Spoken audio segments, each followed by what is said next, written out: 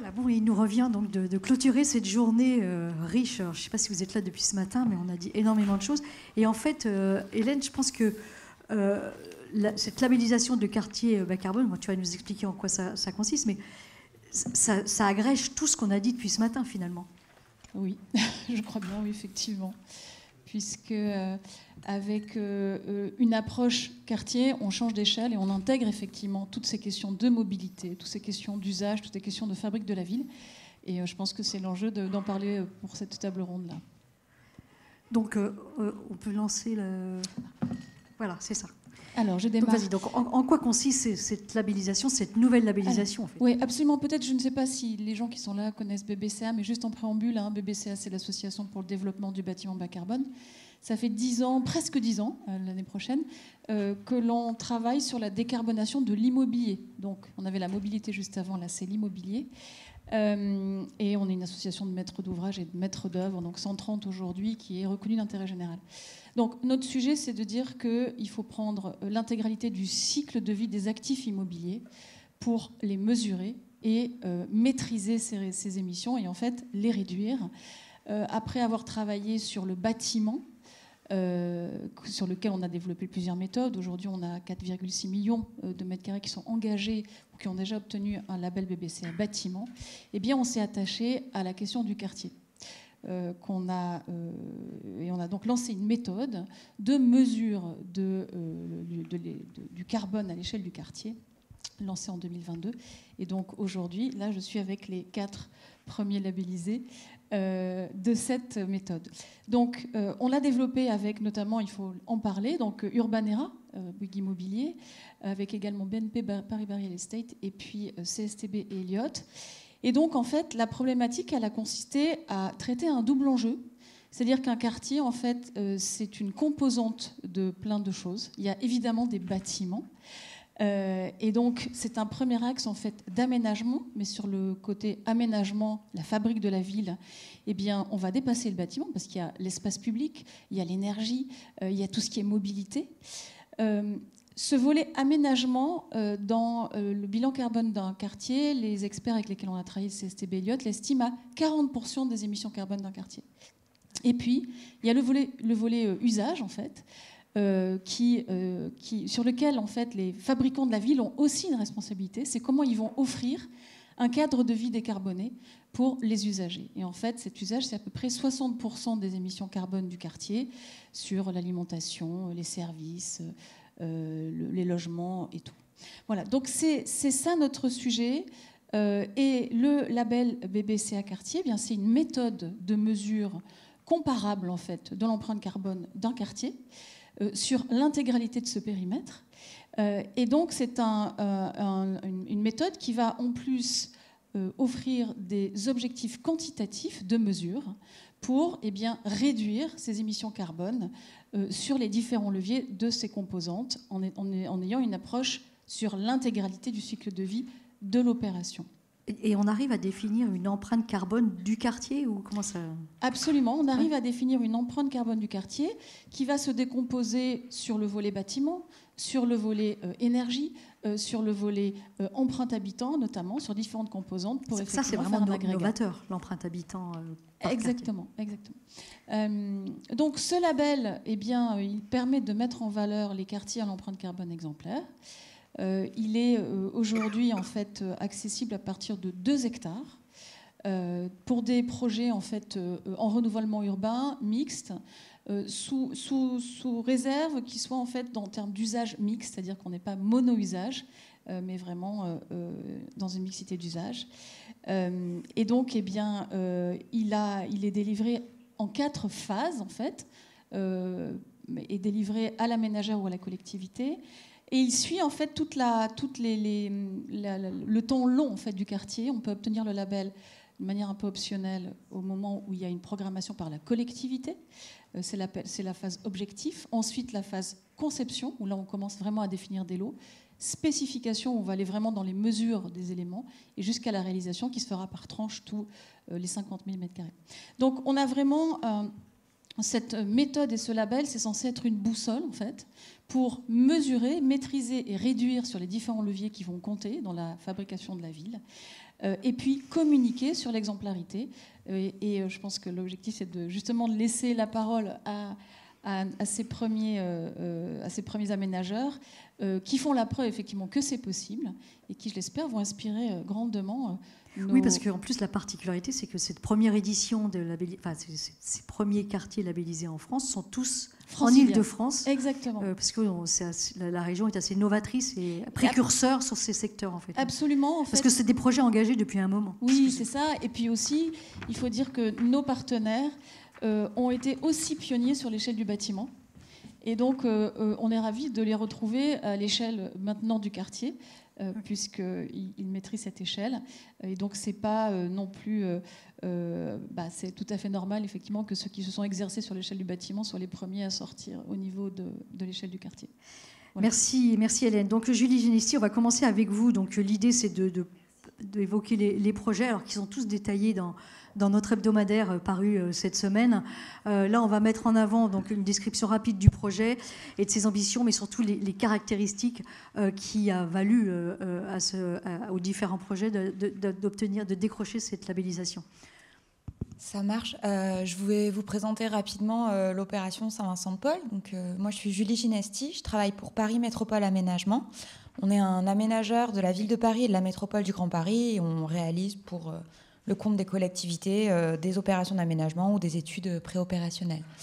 Donc là, vous voyez en haut à droite de l'image un schéma de localisation avec la localisation de l'écoquartier Saint-Vincent-de-Paul qui fait l'objet d'une labellisation BBCA quartier et donc qui est en cours de chantier et dont je vais vous parler aujourd'hui au titre de sa stratégie carbone. Donc là, c'est une coupe, une vision à terme du quartier. Donc on est au cœur du 14e arrondissement de Paris. C'est un site de 3,4 hectares qui était anciennement occupé par l'hôpital Saint-Vincent-de-Paul. La PHP ayant commencé à quitter les lieux à partir de 2012-2014, le site a commencé à muter. Avec aujourd'hui, pour vous parler d'un point de vue purement programmatique, l'objectif étant d'aboutir à environ 600 logements. La moitié d'entre eux seront des logements sociaux, un équipement public réhabilité qui accueillera 6 classes, une crèche, 2 gymnases. En bas à droite de l'image, c'est l'ancienne maternité Pinard, qui aurait vu naître, je crois, depuis les années 50, environ la moitié de Paris, c'est peu dire. Voilà, en termes de logement, il y a aussi le lot Lepage, qui a été le premier lot en BRS qui avait été lancé par la ville de Paris, donc bail réel solidaire, mécanisme d'accession à la propriété pour les classes moyennes. À gauche de l'image, vous voyez également la façade d'Enfer, qui abritera une centrale de mobilité sur un principe de non-propriété sur les places, nous permettant de ne pas développer des places de parking en sous-sol des bâtiments ou même sur l'espace public, ainsi qu'un équipement culturel dans la façade. Ça, c'est un critère BBCA, hein, pas de stationnement en sous-sol. En tout cas, les maîtriser. En termes de stratégie carbone, simplement pour dire quelques mots, c'était quand même dans l'ambition initiale fixée par la ville de Paris pour ce quartier-là, d'en faire un quartier démonstrateur du plan climat de la ville de Paris. Et donc, à titre expérimental, dès 2018, Paris Métropole Aménagement avait réalisé un premier bilan carbone à l'échelle du quartier, ce qui a permis de valider un certain nombre d'intrants de la stratégie, notamment le fait de maintenir et réhabiliter plus de 60% du bâti existant. Mais par ailleurs d'accompagner la définition d'objectifs quantitatifs, par exemple la limitation, le plafonnement des émissions de CO2 dans le neuf comme dans la réhabilitation, qui permet aujourd'hui aux différents lots d'aller chercher la labellisation BBCA. Ça a permis également d'accompagner la définition du choix en termes de stratégie énergétique, donc des bâtiments qui respectent et qui visent les standards passifs, pour le neuf comme pour le réhabilité, mais aussi qui sont alimentés par une boucle de chaleur alimenté pour environ 60% via la récupération de chaleur issue du réseau d'eau non potable de la ville de Paris. Voilà, on a ajouté des objectifs de moyens, que ce soit en termes de réemploi, issus d'objets et de matériaux déconstruits sélectivement in situ, d'intégration de matériaux biosourcés par exemple. Et on a mis à jour ce bilan carbone en 2022 et en 2023 dans le cadre de l'expérimentation énergie carbone, mais ensuite également en lien avec l'expérimentation Urban Print qui a aussi abouti à la co-construction autour du label BBCA Quartier. Et donc, voilà, aujourd'hui, nous, on a les travaux primaires qui ont été réalisés en 2021 et 2022. Aujourd'hui, les premiers chantiers des lots ont débuté avec, on espère, les premiers habitants qui arriveront à partir de 2026. Oui, c'était vraiment, alors, du coup, précurseur, parce qu'aujourd'hui, tout ce que vous dites, on en entend parler quotidiennement, mais en 2018, c'était très novateur, en fait, toute cette démarche bas carbone. Je ne sais pas si c'était novateur. En tout cas, effectivement, la question de s'intéresser à l'énergie grise issue des bâtiments, c'est-à-dire les matériaux et les produits de construction, c'est vrai que c'est arrivé un peu plus tardivement dans les années 2010, alors que la question des stratégies énergétiques et de la décarbonation, en tout cas de l'énergie qu'on consomme, ça fait déjà plusieurs années, enfin bien avant ces années-là, que ça faisait partie des réflexions des aménageurs à l'échelle du quartier. Mais effectivement, la question de l'énergie grise, c'est vrai qu'il y a quelque chose qui est beaucoup plus récent dans la prise en compte, même dans la structuration des filières, l'arrivée d'un FIBOIS, qui est aujourd'hui beaucoup plus structurante, notamment à échelle francilienne. En fait, je pense qu'avec l'approche quartier, on donne vie à un ensemble, on agrège un ensemble de choses qui finalement fonctionnent un peu de la même manière. Hein. La sobriété matière, enfin, ce volet matière, en tout cas, il est novateur, mais ça fait 10 ans qu'on en parle. On en parle à l'échelle des bâtiments, on en parle aussi à l'échelle des quartiers. La frugalité, la récupération, le réemploi, le recyclage. Ce qu'il y a, c'est qu'à l'échelle du quartier, il y a une donnée, à un moment donné, on a un nombre de données extrêmement complexes. Et je rebondis sur ce que vient de dire Julie, c'est qu'aujourd'hui, il y a des outils, notamment l'outil Urban Print, qui a été développé par le CSTB, par Efficacité, pardon, et le CSTB. Et c'est un outil qui permet de manipuler toutes ces données et de donner également des évaluations très en amont, en fait, des phases d'objectifs qui vont être réajustés sur le temps long du quartier. Je pense que ça, c'est vraiment aussi un apport très important. Et désolée, je réagis, et après peut-être je laisserai mes collègues parler. Mais effectivement, je trouve qu'en complément, quand même, la réglementation environnementale 2020 et avant ça, l'expérimentation E+C- a quand même donné des cadres sur la question de l'empreinte carbone à l'échelle du bâtiment, certes, mais qui, nous, sont des outils quand même très intéressants, notamment quand on vient fixer des objectifs à l'échelle des lots. Et ça, clairement, c'est depuis 2018-2019 qu'on commence à avoir ce type d'outils à disposition en complément. Très bien, merci beaucoup. Yann Aubry, vous allez nous parler du projet Seine-Parisis, donc développé à Cormeilles en Parisis, dans le Val d'Oise. Alors, même exercice, présentation rapide du projet peut-être, et surtout de ses spécificités, de ses caractéristiques par rapport à cette labellisation BBCA. Oui, bonjour, voilà, c'était mis à l'envers. Donc Urbanera, c'est l'aménageur de Bouygues Immobilier. Et nous sommes l'acteur qui fabrique ce projet. Donc là, vous avez une photo d'un faux avant, puisque l'histoire de ce site, qui est en bord de Seine, à quelques encablures en aval, c'est l'histoire d'un site cimentier qui est centenaire, sur lequel il y a eu quasiment jusqu'à 3000 personnes qui ont été travaillées. Donc c'était un site qui était totalement artificialisé, vous imaginez bien. Un site surélevé par rapport à la Seine pour éviter qu'il puisse subir le moindre aléa lié à une inondabilité et donc à une crue, quel qu'en soit le cycle, qu'il soit décennal ou autre. Et donc c'est un site artificiel au sens propre du terme. Bon, la désindustrialisation du pays, même si aujourd'hui on souhaite le réindustrialiser, et l'Île-de-France en particulier, a fait que ce site, globalement, le groupe qui en était propriétaire, le groupe Lafarge, a décidé d'en arrêter l'utilisation, l'exploitation au milieu des années 2010. Et dans cette séquence-là, la ville s'est retrouvée face à un dilemme qui était de dire que peut devenir un site qui fait quand même près de 10 hectares en bord de Seine, totalement artificiel, pollué, à démolir, à déconstruire, à transformer, mais pour faire quoi? Pour faire de l'industrie? Probablement pas. Les raisons qui ont amené le groupe Lafarge à le quitter sont les mêmes qui empêcheraient un nouvel acteur de venir, à savoir une forme d'enclavement et une difficulté de fonctionnalité entre la Seine et les rives, puisqu'on est sur un secteur qui est relativement enclavé. Du coup, nous, on a travaillé avec la collectivité sur un projet plus large qui vise à dire, en fait, il faut retourner la question. C'est-à-dire que, est-ce qu'on est capable de faire de cet espace-là à la fois une zone récréative, donc avec une dimension loisir, en faire un lieu d'habitat, donc un lieu occupé avec des résidences, mais aussi un lieu de destination avec des commerces, avec des services, bref, en faire un morceau de ville. Ça, c'est sur l'aspect programmatique.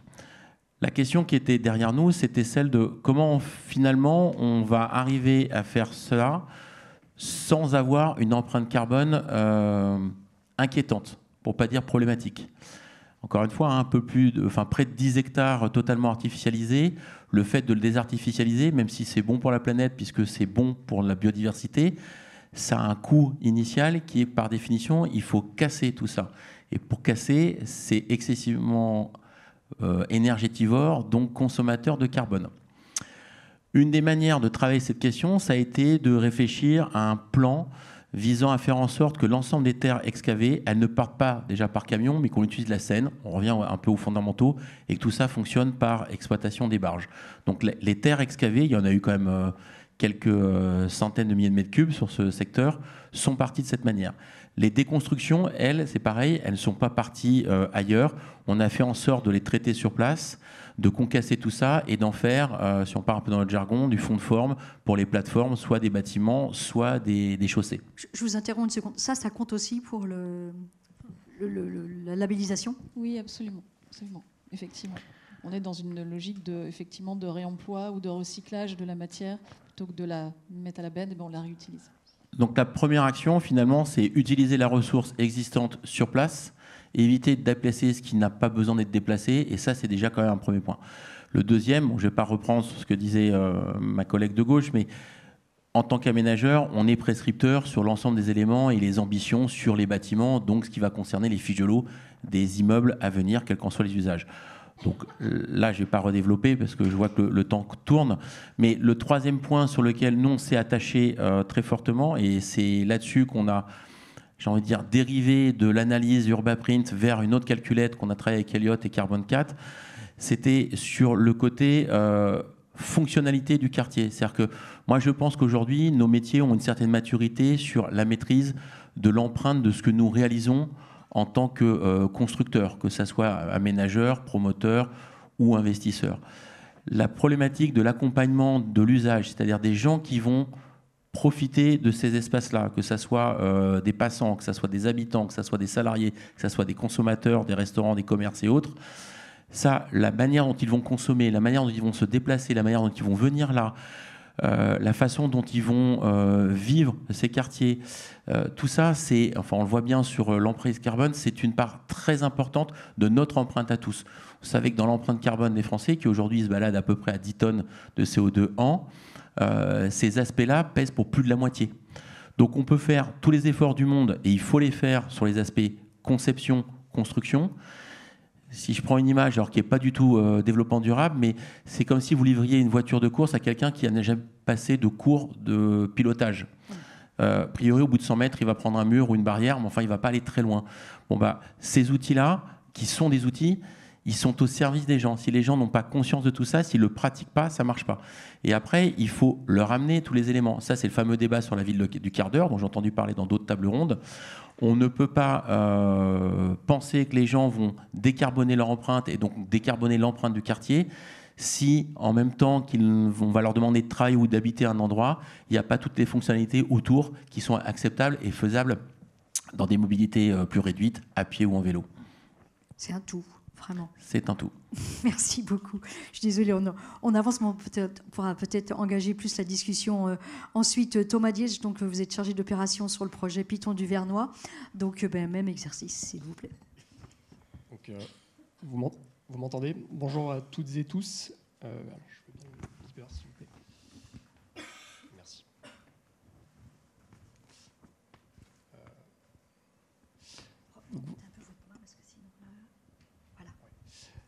Là, c'est bon, ça devrait fonctionner. Donc, je représente la CEMAPA. Je suis Thomas Ditch. Donc, la CEMAPA, c'est une entreprise d'aménagement public.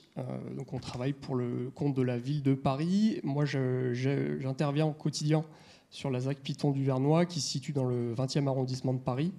Donc, comme vous le voyez sur l'image qui est projetée, la ZAC Piton du Vernois, c'est une opération qui est située le long du boulevard périphérique, près de l'échangeur de la porte de Bagnolet. C'est une opération de renouvellement urbain qui se situe dans un périmètre NPNRU. Donc en fait, les grands principes de ce quartier, c'est autour d'un nouveau parc de 3 hectares que vous voyez affiché à l'écran,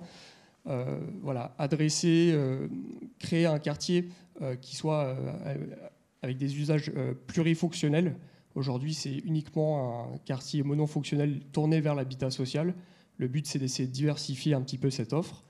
Le principal enjeu, c'est également d'éloigner les logements du boulevard périphérique. Donc pour cela, on a fait démolir un certain nombre de bâtiments qui se situent le long du boulevard périphérique pour essayer d'en construire de nouveaux face au parc, à l'abri du boulevard périphérique au niveau acoustique, mais on travaille également sur les questions de pollution de l'air. Donc offrir aux habitants un nouveau cadre de vie face au parc. Il y a une thématique santé qui est très importante sur notre opération. On a un équipement de santé qui va être créé, une cité des sports que vous voyez tout à droite de 10 000 m², qui va également rentrer en phase chantier. Voilà, donc un quartier qui ne soit plus uniquement monofonctionnel, mais multifonctionnel, et avec un cadre de vie bien meilleur qu'aujourd'hui. Donc si on revient à la question du carbone, vous voyez quelques-uns des projets qui sont connus sur l'opération. Je vais prendre peut-être l'exemple du lot 11 qui se situe donc en haut à droite de l'écran. Il est assez symptomatique de ce qu'on peut faire sur l'opération. En fait, le lot 11, c'est une programmation assez complexe. C'est-à-dire qu'on vient sur un bâtiment de logement social existant qui sera entièrement réhabilité, créer une surélévation en structure bois, mais également une extension en pierre. Et cette pierre, elle est issue du réemploi d'une barre voisine qui sera déconstruite. Et donc le but, c'est de construire avec l'intégralité de cette extension avec les pierres du bâtiment qui sera déconstruit juste à proximité. Et l'intérêt de la surélévation, là, quel était-il ? L'intérêt, c'était qu'on avait un besoin de créer des équipements publics sur la ZAC. On a un programme d'équipement public qui est assez riche. Et là, sur ce projet-ci, il fallait pouvoir implanter une crèche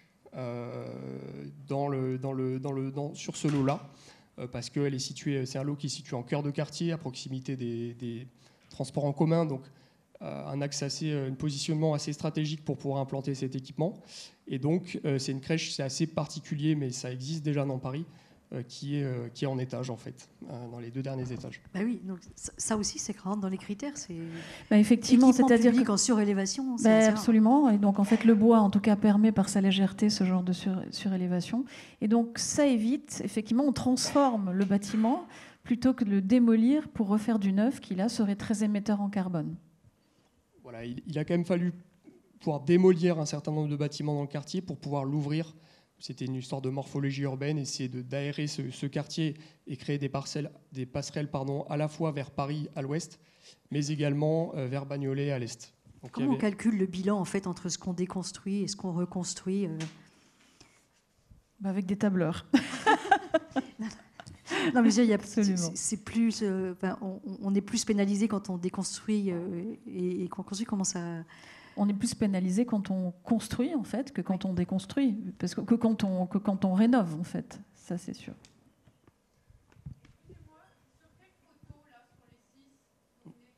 Voilà, mais c'est la photo qui est en haut à droite, le lot 11.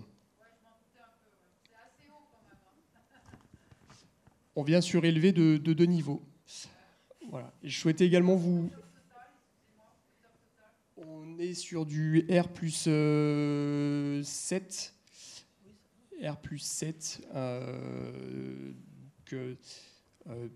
pas loin d'une trentaine de mètres.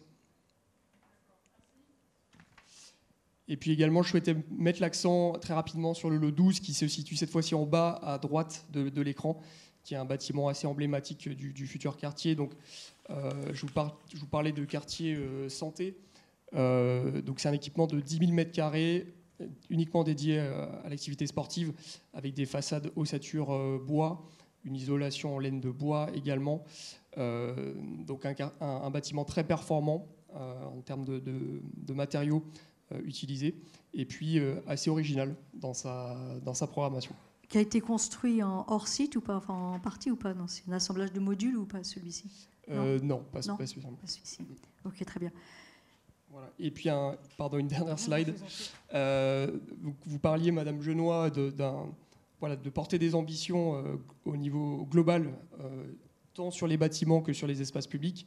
C'est ce qu'on essaie de faire sur la ZAC Piton du Vernois, aussi à travers le reprofilage des espaces publics existants, où on vient rééquilibrer un petit peu l'usage, les usages sur les espaces publics, faire la part belle aux mobilités actives, et puis essayer de végétaliser assez largement ces rues qui bordent le parc pour en faire de véritables contre-allées et pour essayer d'étendre le parc central. Super, en plus c'est beau. On va terminer le tour de table et après on essaiera de voir un peu les difficultés que vous avez dû surmonter et comment pour arriver à vos fins. Amandine Dehaye, donc vous allez nous parler du projet des ZAC des Hauts-de-Nesle à Champs-sur-Marne, en Seine-et-Marne. Vous m'entendez ? Oui. Alors bonjour, moi je suis donc Amandine Dehaye, directrice du projet Noisy-Champs pour EPA Marne, EPA France. Et puis j'ai parfois la casquette SPLAIN Noisy-Est, qui est une filiale d'EPA Marne avec la métropole du Grand Paris. Est-ce que ça fonctionne ? Ah. Non. C'était pas ce bouton-là. Bon, c'est pas grave. Enfin, c'est un peu embêtant.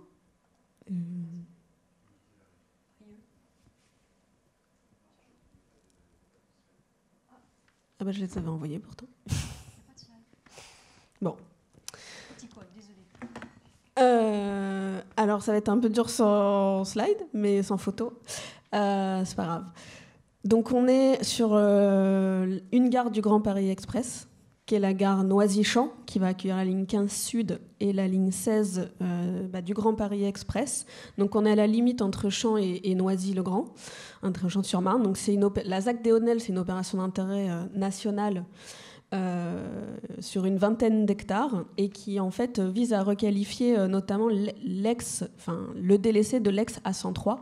Il devait y avoir une autoroute qui devait être construite sur ces fonciers. Des fonciers du coup qui appartenaient à l'État et que EPA Marne s'est retrouvé propriétaire dans les années 2000. Et à la place d'une autoroute est venu s'inscrire un métro qui est aujourd'hui menée par la Société des Grands Projets. Donc cette opération d'aménagement, c'est une opération d'intérêt national pilotée par EPA Marne qui vise la production de 2300 logements autour en fait de la gare du Grand Paris Express. Donc on est vraiment sur le fait de venir construire en pied de gare sur un territoire qui est à la porte de la métropole du Grand Paris. Donc sur les enjeux mobilité, évidemment, c'était un fort enjeu pour nous. Et puis qui est le long de ce qu'on appelle la RD 199. Donc c'est une route départementale très très structurante pour le territoire puisqu'elle va de Torcy jusqu'à Noisy-le-Grand, qui est une route d'une 2x2 voies très importante. Et le projet vise la renaturation d'une partie de cette route départementale, c'est-à-dire qu'on va fermer, avec l'appui évidemment du Conseil départemental de Seine-et-Marne, une partie de l'autoroute, enfin d'une grosse route départementale qui a le profil d'une autoroute, avec des échangeurs, etc. Et on va venir urbaniser dans ces échangeurs et on va venir renaturer une voie qu'on va totalement fermer et avec des usages autres. Alors on pense même à inscrire à un moment une autoroute à vélo sur cette ancienne autoroute, une grosse route départementale. Donc voilà, donc nous, chez EPA Marne, on est déjà assez prescripteurs depuis très très longtemps sur les matériaux biosourcés et sur le bois. Ça a été une de nos forces et on continue à promouvoir. Donc sur la ZAC des Hauts-de-Nesle, on demande à minima dans nos fiches de lot 50% de matériaux biosourcés dans le lot, ce qui est aujourd'hui, on va se le dire, assez compliqué parfois à faire tenir aux opérateurs qui nous accompagnent dans le développement des lots, mais c'est un enjeu de chaque jour. On est aussi également en zéro rejet. On n'a pas parlé le sujet de l'eau pluviale, mais c'est dimensionnant dans les espaces publics et très important demain dans la gestion du quartier.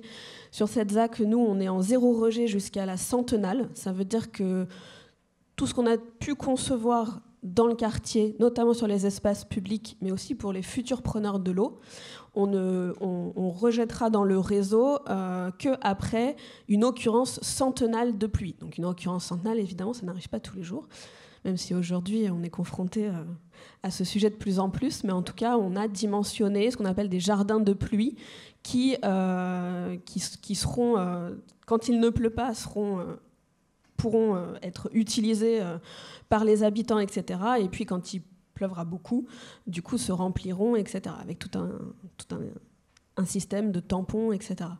Donc voilà, sur la question de la voiture, on aurait pu aller en effet peut-être plus loin. Par contre, sur la question de la place du vélo, parce qu'on est quand même sur un territoire, encore nous à Champs-sur-Marne, très voiture, utilisé beaucoup de Seine-et-Marnais ont 2 voire 3 voitures par famille aujourd'hui, quand les enfants sont restés encore au domicile. Donc on aurait pu être, on n'a pas par exemple de parking silo mutualisé, etc. Par contre, on a mis le paquet sur la mobilité cyclable. L'objectif étant que la gare de Noisy-Champs, future gare du Grand Paris Express, où on va avoir la ligne 15, la ligne 16, en interconnexion avec le RERA, où on attend 150 000 voyageurs par jour, c'est l'équivalent de la gare de Nantes. Demain, c'est quand même la plus grande gare de l'Est parisien. Donc nous, on met le paquet sur la mobilité cyclable. 1525 places vélo devront être construites autour du pôle gare de Noisy-Champs, à 100 mètres des entrées de gare. Ça, c'est Île-de-France Mobilité qui nous le demande à tous les acteurs autour du pôle gare.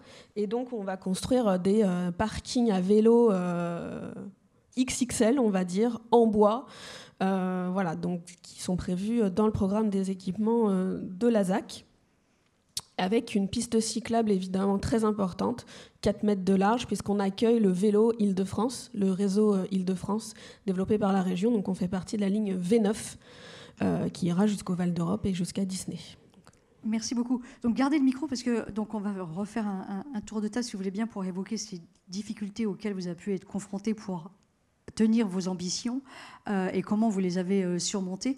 Alors justement, vous l'avez évoqué rapidement tout à l'heure, c'est aussi arrivé aujourd'hui, ça devient très compliqué de tenir les ambitions vis-à-vis des promoteurs qui sont face à quand même face à cette crise de l'immobilier qui perdure. Oui, et puis vous me disiez aussi, quand on a préparé cette table ronde, du mal à convaincre les élus. Vous allez nous expliquer rapidement et on va refaire un petit tour de table. Il y a 2 sujets en effet. Nous, les difficultés qu'on a rencontrées, donc on aurait pu être beaucoup plus prescriptif sur la voiture. On sait que la voiture, c'est un coût carbone assez fort. Dès qu'on demande 2 niveaux de sous-sol à un opérateur, évidemment, c'est un coût carbone assez fort, mais on est sur des normes du plan local d'urbanisme de la ville de Champs qui nous imposent d'avoir quand même un nombre de places important par logement en voiture, parce qu'on est sur encore un territoire très véhicule léger, enfin lourd, voiture, etc. Et par contre, oui, sur la question de se lancer dans ce label, nous, ça nous a permis aussi d'apporter, notamment avec l'outil Urban Print, de l'aide à la décision avec les élus. Donc, en effet, quand on conçoit le quartier, on a plusieurs leviers. Et donc, ça nous a permis de montrer notamment le coût carbone de chaque solution et que les élus puissent plus facilement se positionner sur l'une ou l'autre des solutions. Donc ça a été un point assez positif. Et puis sur tenir les engagements de 50% de biosourcés, oui, aujourd'hui, tout le monde le sait aujourd'hui autour de cette table ronde, c'est que c'est très compliqué pour les opérateurs aujourd'hui. Le bois, le prix du bois est également bien enflé, etc. Donc on est confronté à devoir parfois baisser nos ambitions, nos enjeux, ou accepter quelques compromissions pour que le projet y sorte. Pour qu'aujourd'hui, un logement qui sort, c'est un bon logement, c'est un logement qui sort déjà, en fait, à un prix acceptable pour les gens. Alors, à Piton-du-Vernois, c'est l'inverse. Vous avez été pénalisé, enfin, c'est ce que m'expliquait votre directrice qui n'a pas pu venir, mais par les places justement de stationnement que vous avez gardées. C'était là. C'est plus là, mais c'était là. Ah ben voilà. Bon, désolé. Oui, c'est ça. Vous avez été pénalisé, vous, pour le quartier, mais ça fait partie de la règle du jeu parce que vous êtes en ville, en fait, desservi par les transports en commun. Expliquez-nous un peu la situation. C'est ça exactement. En fait, on a dû créer un parking de 2 niveaux en ouvrage et donc qui est très émissif en termes de carbone. Même si vous avez réduit beaucoup le place de stationnement. On a réduit effectivement de près de 60% l'offre de stationnement par rapport à l'offre actuelle. Mais il a fallu quand même créer un parking de 2 niveaux en ouvrage. Mais c'est un parking qui sera mutualisé à plusieurs lots pour garantir quand même un minimum de place pour les habitants du quartier. Mais on vient restreindre de 60% l'offre actuelle. Oui, c'est ça. Donc, mais en fait, c'est pas grave. Oui, c'est ça. Et explique-nous, Hélène, pourquoi on est plus pénalisé quand on est en milieu urbain que comme à ce niveau-là. En fait, c'est au niveau de l'empreinte habitant qu'on est plus pénalisé en milieu urbain. Parce que cette empreinte habitant, elle est calculée sur des styles de vie, en fait.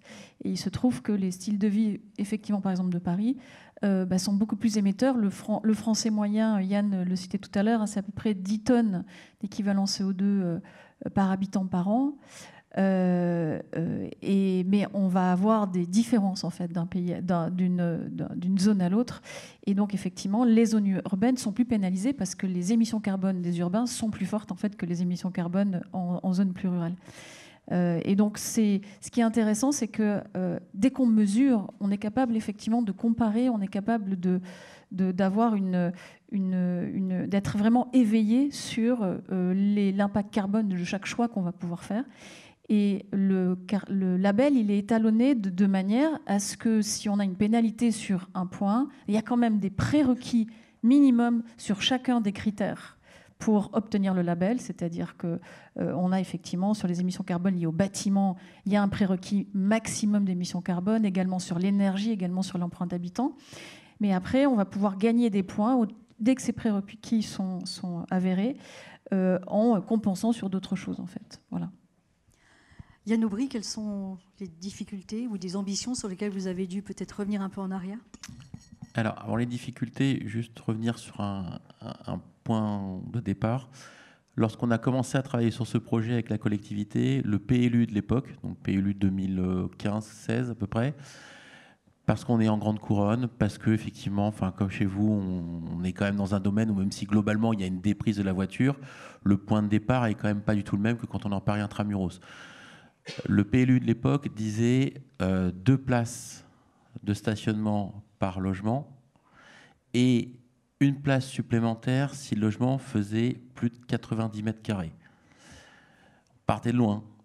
On a réussi à travailler avec la collectivité et ramener dans l'adaptation du PLU à une règle qui ramène tout ça à 1 pour le logement social, ça c'est la loi, pas de surprise, mais 1,3 sur le reste. Donc c'est déjà une première réponse sur la manière dont on contribue à décarboner et à s'en convaincre avec les pouvoirs publics. Le deuxième élément, nous on était sur un site qui est inondable.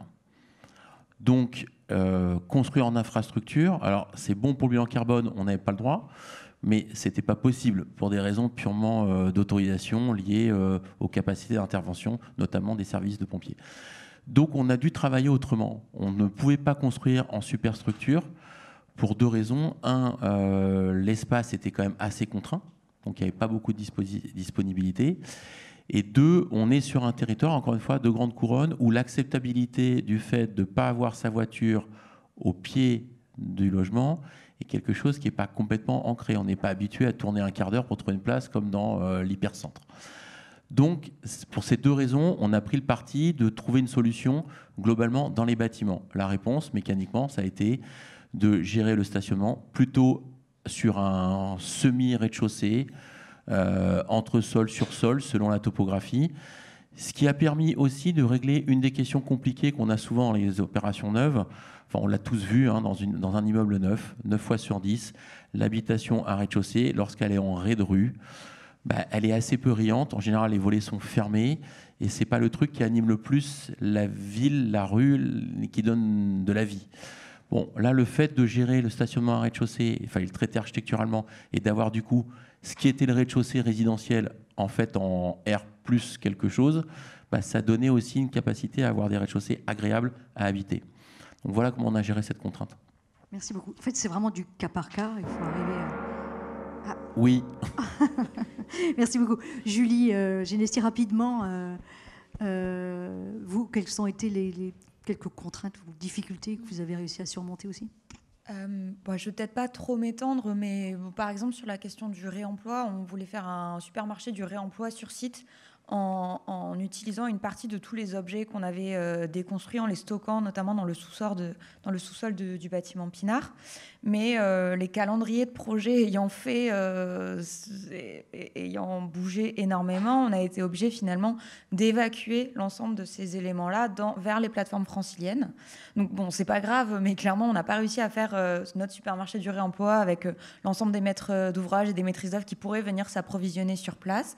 C'est pas grave. Mais aujourd'hui, notre principal enjeu par rapport à l'ensemble des objectifs quand même très ambitieux qu'on s'est fixés et qu'on a fixés aux opérateurs, c'est là où on rentre en phase opérationnelle et il faut les tenir.